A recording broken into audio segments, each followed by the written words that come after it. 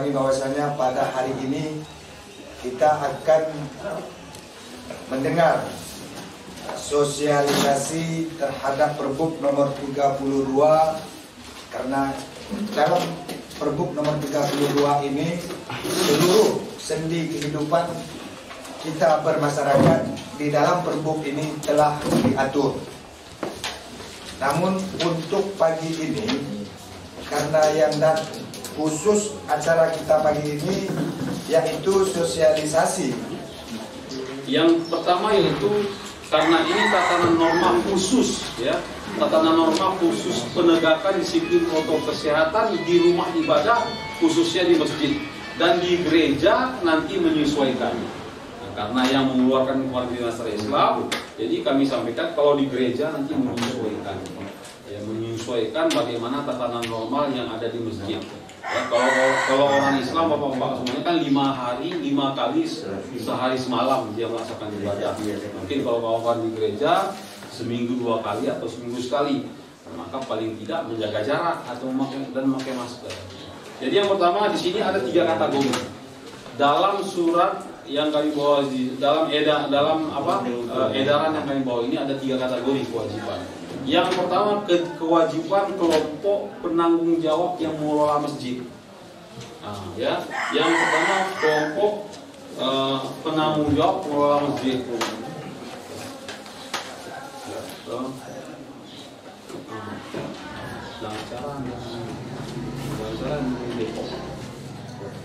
Jangan salah di contoh semuanya.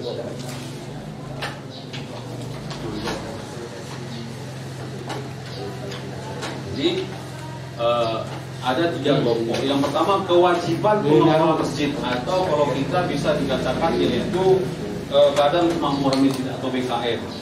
Kemudian kewajiban jemaah masjid. Kewajiban jemaah masjid, apa-apa yang diwajibkan terhadap jemaah masjid atau rumah ibadah. Selanjutnya ketentuan ganjaran yang diberikan kepada masyarakat yang melanggar, baik BKM ataupun masyarakat yang melanggar ketentuan Perbuk nomor 32 tahun 2020 yang sudah dikeluarkan oleh pemerintah ini. Dan ini sudah punya dasar hukum yang kuat. Bapak jangan takut untuk menyampaikan kepada masyarakat, karena ini sudah menjadi Perbuk. Jadi dasar hukum kita sudah kuat untuk menjalankannya. Kenapa dasar hukum harus kuat? Supaya kita bisa menjalankan tatanan new normal ini sebagaimana yang diinginkan pemerintah. Dan ini adalah tidak lebih menjaga kesehatan kita semua, karena yang situasi tidak pas nih. Nah, kalau dulu Aceh Tenggara mungkin hanya orang datang yang bawa penyakit itu. Sendak bawa tando ini aja nih. Hari ini di tanah alam ini sudah ada dia. Yang paling kita takutkan jangan sampai dia membangun atau membuat kluster baru. Memaham dalam kluster ini bahan kasih Anda khusus. Tidak naik pol-pol aus ya. Jadi caranya untuk memutuskan mata rantai virus ini supaya tidak bisa berkembang di masyarakat, mari kita patuhi tatanan normal yang disampaikan oleh pemerintah. Ini cuma caranya. Baiklah, kewajiban untuk BKM yang pertama adalah menyiapkan petugas yang mengawasi penerapan protokol kesehatan. Contohnya apa? Sebelum waktu azan tiba, sekitar 15 atau 10 menit, itu muazzin sudah mengumumkan dulu. Bagi masyarakat yang akan melaksanakan ibadah sholat di masjid, wajib menggunakan masker. Wajib menggunakan masker. Jangan bosan-bosan mengumumkannya di masjid. Diumumkan. Jadi kita harus siapkan seorang petugas. Jadi seorang petugas apa? Sudah ada yang petugas di masjid sebagai muazzin kan gitu Pak. Menggelar petugas di masjid. Sambil mengelia ajan sampai ke masjid. Menyiapkan seorang petugas atau 2 orang petugas. Mana tahu ada yang lupa sampai pintu halaman masjid dia tidak bawa masker, suruh pulang. Ingatkan. Kemudian yang kedua adalah mewajibkan jamaah pakai masker. Jamaah masjid wajib pakai masker. Ini tugas BKM untuk mengingatkan kepada jemaah. Wajib, malah pakai sunat ini. Wajib menggunakan masker. Lantas yang ketiga adalah mendeteksi suhu tubuh di bawah 37. derajat Celcius. Apabila di desa, saya rasa desa sudah ada punya alat ya. Sudah punya alat, maka sekarang ditempatkan alat itu. Jangan sampai disimpan di kantor kepala desamu. Nah, di mana aktivitas masyarakat yang sering itu di situ dibakar. Nah, makanya seperti ini jangan terlalu lama kita berkumpul. Sebenarnya ini kita sudah agak mulai tatanan sekarang ruangannya sempit, harusnya jendela dibuka supaya udara bisa berganti. Dan di sini seperti ini tutup mulut semuanya. Karena saya tidak pakai masker. Saya menyampaikan sesuatu tidak pakai masker. Jadi jalan keluar kan Bapak harus pakai masker. Mana tahu percikan-percikan saya berbicara ini ada kuman. Ketika Anda pakai masker aman.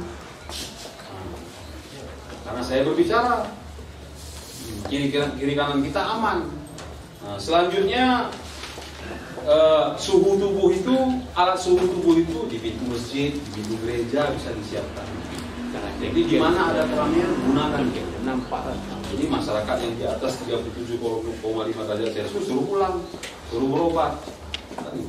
Jangan sampai 38 lah kalau memang suhu tubuh kita panas. Selanjutnya menyiapkan sabun dan kalau diperlukan hand sanitizer, ya sabun Lifebuoy lah. Siapkan di tempat di tangan masjid itu. Karena ada, saya rasa dari awal COVID itu udah ada kita punya tabung semua di masjid. Ada, dikatakan. Siapkan sabun nanti di tangan. Sabun masuk hand sanitizer. Kalau memang susah menyiapkan hand sanitizer, sabun aja. Dan sabun itu paling bagus sebenarnya untuk mematikan kuman dia. Lifebuoy atau semua atau yang untuk cuci piring itu mana Bu? Yang warna hijau itu sunlight itu Pak, kalau dia segini, kalau botol aqua segini aja sunlightnya Ibu, dapur air tetap itu membersihkan. Kalau ini tinggal buang masyarakat gitu. Hemat dia bisa. Kemudian penyemprotan disinfektan secara berkala, seminggu sekali disemprot kampung. Kalau dana desa tidak ada lagi. Kalau dari desa tidak lagi, biasanya masjid itu kan punya taring amat. Kita pergunakan aja taring amat untuk nyemprot masjid, nyemprot gereja. Karena di situ tempat masyarakat sering berkumpul. Nah, kalau dulu kita jalan seluruh kutil disemprot begini. Nah, rumah-rumah masyarakat dari singgung tidak pas buat desinfektan mati unggun itu kaitkan untuk membunuh kuman yang ada. Alhamdulillah memang sebenarnya kerja yang kita lakukan berapa bulan yang lalu itu mujarab dan mempunyai hasil. Nggak mungkin corona macam ini kan? Wah habislah desa ini kan mulai wahir. Kan? Peluru. Oke di mau peluru naik. Nah, kan itu. Wah habislah desa peluru menyemprotnya bahan naik kan? Dan menerapkan protokol kesehatan pun masyarakat malas. Tapi ketika kita rajin menyemprot, nggak diterapkannya protokol kesehatan, tapi steril loh semuanya kampung itu. Kan gitu Pak, sama sih. Karena selalu disemprot, kemudian nggak steril. Tangan mungkin mangan tuh, wah tak bohong, kayak tak apa cuci tangan gitu. Itu pula lah mungkin penerapan new normal ini menjadi faedah dan manfaat sama kita. Makin bersih kita hidup, makin sering cuci tangan. Makin sering kita akan makin bersih. Ya, kalau ada dana amal di masjid, gunakan itu. Enggak aku malah membuat ya. Sen 50.000 sekali semprot buah kali lah. Buah tangki ini gitu. Semprotnya itu. Karena di situ orang berkumpul, semprot gereja. Karena setiap minggu ada sekolah minggu. Ya kan Bu? Sama satu, aku pegang kopi, kita banyak lagi sama kau. Kemudian tukangnya. Selanjutnya karpet dan AC jangan digunakan. Nah, apabila ada di masjid pakai ambal, pakai sajadah lebar itu gulung, cuci, simpan. AC masjid jangan dihidupkan, AC gereja jangan dihidupkan. Karena apa? Virus ini senang dalam kondisi dingin dia. Tapo kan itu rebogo. Ini rumah kita baca make. Kalau di rumah tinggal kita menyesuaikan. Kalau menyesuaikan bijak 5 menit mati kena sih mau gelupu warna ada ini kaitkan. Tapi harus dibiasakan. Kalau saya biasakan. Memang harus dibiasakan. Karena virus ini mendung-mendung ini cuaca beda, inilah paling suka dia kalau ada matahari. Makanya sangat disarankan oleh pemerintah kita sering-sering berjemur. Apalagi yang ada kebun, yang ada sawah. Jauh corona ini, itu carinan jauh corona ini. Karena kita rajin ke kebun, rajin ke sawah, rajin ke kolam. Nah, sang panasnya gitu. Aku pengen itu mau sang panas gitu. Walaupun corona apa? Jadi rajin-rajin kita untuk beraktivitas yang bermanfaat bisa menyehatkan badan kita. Paling tidak Pak Bu, biasakan olahraga 1 jam 1 hari. Yang nggak ada kebun, yang nggak ada sawah, yang nggak ada kolam, olahraga lah 1 hari. 1 jam aja. 1 jam 1 hari biasa olahraga. Agar imun tubuh kita, badan kita selalu fit. Imun dia iman harus kuat begitu. Sudah tambah imun dia harus kuat. Jadi imun harus kuat. Ketika iman kita sudah kuat, maka imun kita pun akan kuat. Ditambah ya. Selanjutnya setelah digulung karpet apa semua sejadah, rajin ngepel, ulang mul kening gulung karpet, tidak pernah ngepel, icing cicak takai di masjid delaja batal kelas sembahyang. Gunanya suruh kami sarankan untuk menggulung karpet agar musola dan masjid selalu kita pel. Tidak pun setiap waktu sholat, paling tidak subuh musola itu dipel, baru zuhur nanti, baru mau maghrib. Sapu aja lah dia. Mau kilat nah masjid, mau tak boleh ibadah. Makin bersih dari masjid kelihatan. Kemudian yang selanjutnya adalah menggunakan popper mic di setiap, rajin menggantinya. Jadi mau dia pakai mic aku minta pakailah popper mic. Apa popper mic itu? Bisa sapu tangan, bisa tisu. Ya. Apa tentu penggajian kita mencoba pakai popper mic. Apa tentu kalau aku ajan mencoba nimbang lain, maka biasakan di dekat mic kita sholat itu, di dekat mic kita ajan itu adalah dibuat tisu paling tidak. Jadi muazin itu nyaman. Jadi kita saling menjaga. Tidak kita bidolo penakib bagai ibang kita, tapi saling menjaga. Kemudian jaga jarak dengan ditandai. Ya, kalau kita masuk ke masjid buat jarak. Kalau bisa dibuat seperti di masjid Taqwa itu, selang-seling dibuat jarak. Jarak itu kalau sesuai dengan aturan yang ada 1 meter lebih malah. Ya kan? Cuman mana nih Pak Kadis? Di jemaah kami masjid sempit, jarak semua lapangan bedih sembahyang nahan. Dia atur saja bagaimana nyamannya. Bagaimana nyamannya? Karena kenapa? Pada intinya kalau semua kita pakai masker, maka kalau sudah jaga jarak aman. Disuruh jaga jarak itu kenapa? Karena terbangnya virus itu kalau jarak 1,5 meter dia nggak dapat.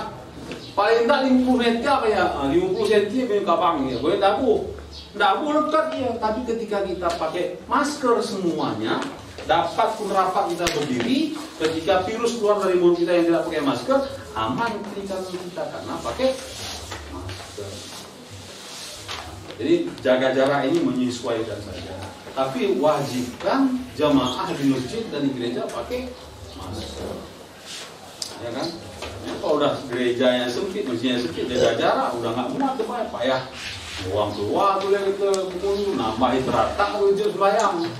Jadi mau tidak mau, ndak apa maya mah teratak, paling ndak uang minum belaga masa teratak putu. Jika puas enggak bayar rata, tapi uang pasang atau laga, sama juga. Oke, selanjutnya jamaah yang demam, batuk, kondisinya tidak fit, kita sarankan tidak usah ikut sholat jemaah di masjid. Kemudian ini anjuran fatwa MUI seprovinsi Aceh kemarin, hasil muzakarah ulama nomor 11 itu menganjurkan agar membaca Qunut Nazilah ya. Setiap selesai sholat fardu itu, setiap sholat fardu itu kita bacakan Qunut Nazilah. Nah, doa tolak bala di masjid biasa kita lakukan. Doa tolak bala yang biasa kita laksanakan itu di sholat subuh, qunut, tambah dengan qunut nazilah. Allah mendapatkan al-bala, wal-bala, kan ada itu. Jadi kita biasakan membaca itu karena ini memang doa tolak bala, mustajab di waktu, mustajab di Pak Mulu, insya Allah. Karena ingat COVID, ingat masker, ingat Allah. Begini, ulang ingat COVID, ingat masker, ingat Tuhan. Apa? Doa itu penting. Setelah ingat COVID, kita ingat masker, maka kita ingat Allah. Kita berusaha minta tolong sama Tuhan agar Tuhan ini diangkat dari bumi ini. Kan? Kemudian yang terakhir adalah selalu mengingatkan jamaah untuk menaati protokol. Selalu mengingatkan jamaah ketika melaksanakan sholat Jumat. Ini ketika melaksanakan sholat Jumat, khatib yang terbiasa khutbahnya sampai 30 menit, ini cukup 15 menit saja. Mengurangi lamanya kita berkerumun, berkumpul. Kalau biasa 30 menit Pak, 15 menit atau 20 menit apa yang lama kita khutbah. Demikian juga di gereja. Ya, kalau biasa setengah jam atau 1 jam kita menyampaikan ceramahnya di gereja, biasa 1 jam kurang menjadi sekitar 30 menit. Jadi dikurangi, pokoknya mengurangi lama kita berkerumun, mempersingkat lama kita berkerumun. Nah, itulah dia 11 ya kewajiban badan kenaziran masjid atau badan pengurus masjid atau badan pengurus gereja untuk menyampaikan kepada masyarakat.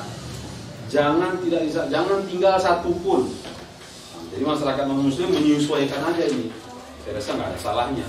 Yang mana cocok dengan masyarakat, kawan-kawan masyarakat muslim disesuaikan dengan ini. Kemudian kewajiban jemaah. Kewajiban jemaah cuci tangan dengan sabun dan air mengalir pada saat masuk masjid atau masuk gereja. Cuci tangan Pak Bu, biasakan. Aku mohon dah yang aku ini. Jauh luar masjid. Kenapa? Saya kalau pergi ke masjid cuci tangan lagi. Kenapa? Karena saya udah ambil wudhu dari rumah. Sudah bersih, langsung saya ke masjid. Keluar dari masjid, tinggal saya cuci tangan. Nggak pelok sabun, cuci tangan dulu bos lagi. Biasakan itu, biasakan. Kemudian pakai masker, kewajiban jemaah. Pakai masker dan bawa sejadah atau mukena. Kalau dulu mungkin ada kaum ibu yang malah bawa mukena ke masjid, tinggi aja karena di masjid sudah ada mukena. Atau tekung disiapkan sama masjid. Pada umumnya saya lihat begitu di masjid ada dengarannya. Ada kan cadangan dibuat. Maka tentu kalau musafir kayak sembahyang tidak bau kena ya, kalau kita siapkan masjid bagaimana? Ada kita siapkan.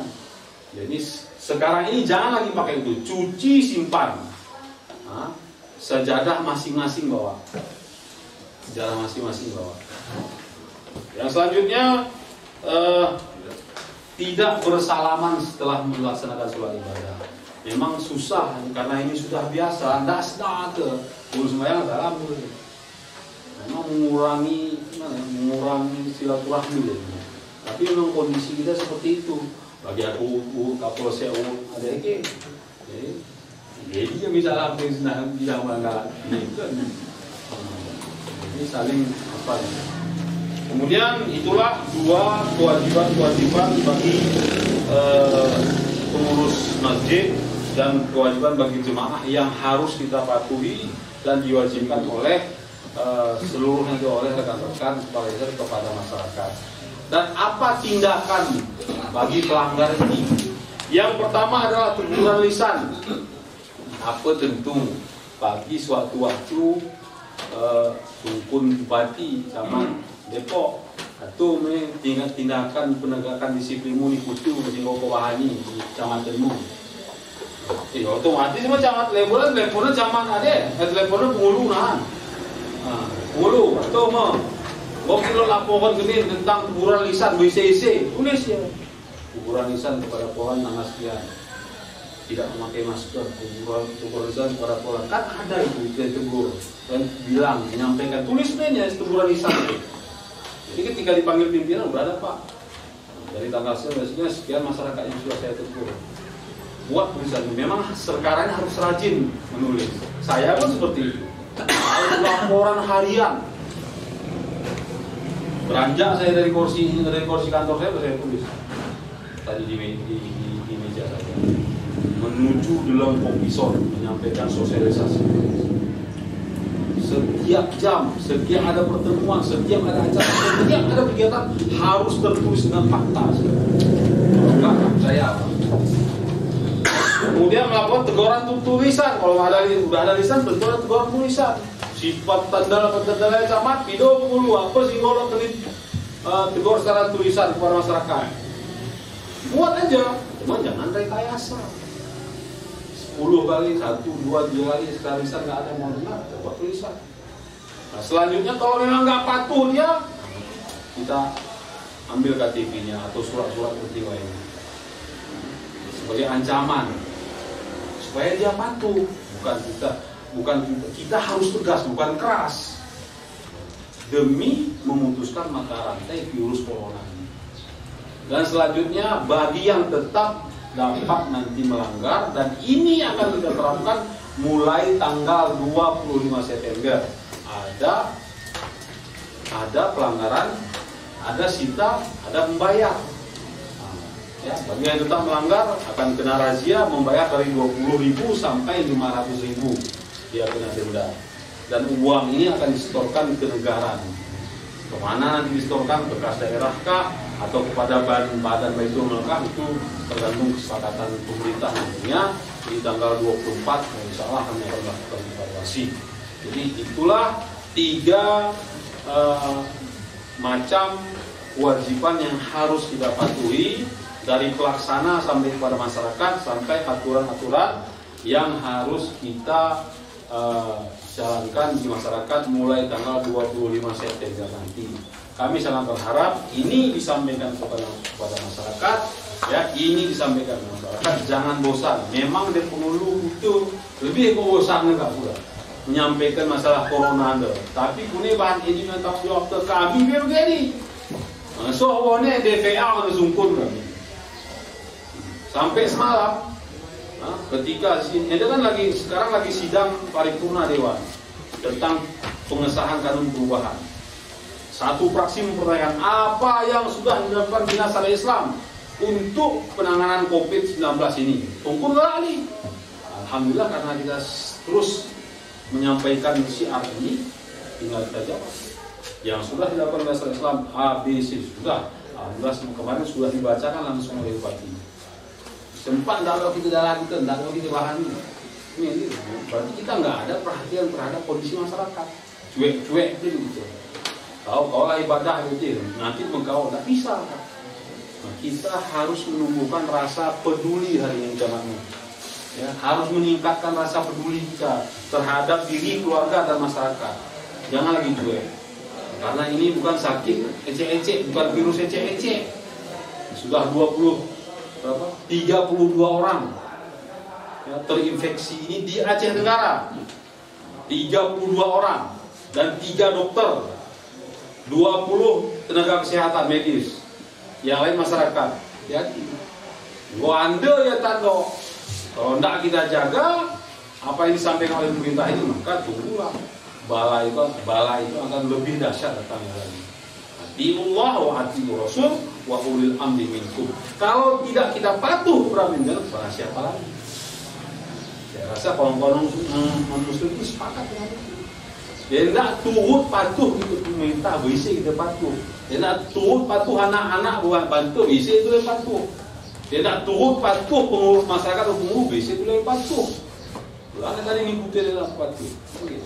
Jadi kita hari ini harus keras, harus tegas, jangan keras.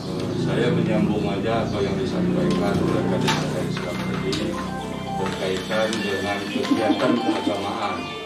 Jadi pada prinsipnya yang disampaikan tadi bukan hanya pelaksanaan ibadah saja, tetapi setiap kegiatan keagamaan.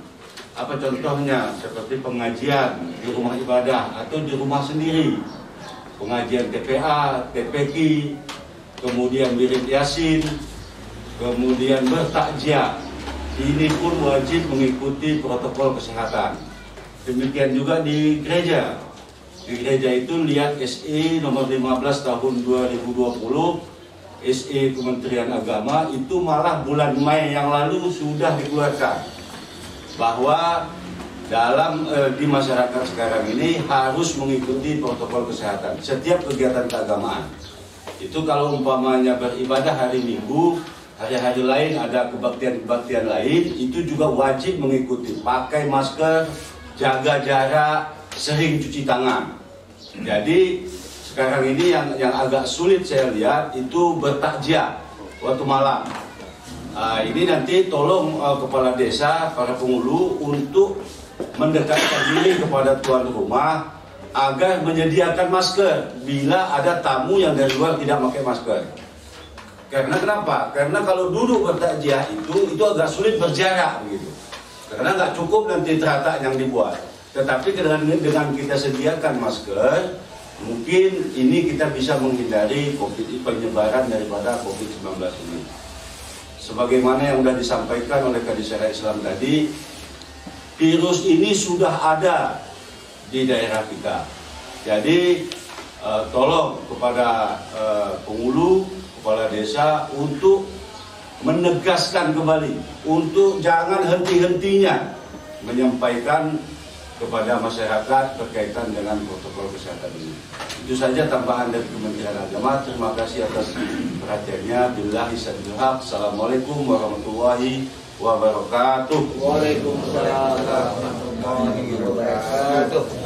Alhamdulillah, pada hari ini kami dari tim Satgas pencegahan sudah memasuki hari keempat untuk melaksanakan sosialisasi kepada seluruh masyarakat di Kabupaten Tenggara, khususnya untuk Kecamatan Deleng Pokison dan Kecamatan Semadam serta Kecamatan Lawe Sumur.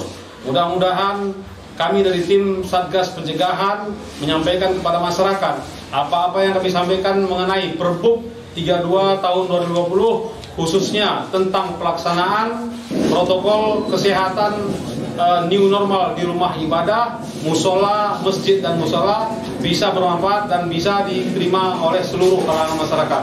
Semoga ini dapat dijalankan dan dapat bermanfaat bagi kita semua. Dan selanjutnya insya Allah esok hari kami akan menjalankan misi ini agar sampai kepada masyarakat untuk hari yang terakhir. Demikian dari kami di Syariah Islam. Wabillahi taufiq. Assalamualaikum warahmatullahi wabarakatuh. Waalaikumsalam warahmatullahi wabarakatuh.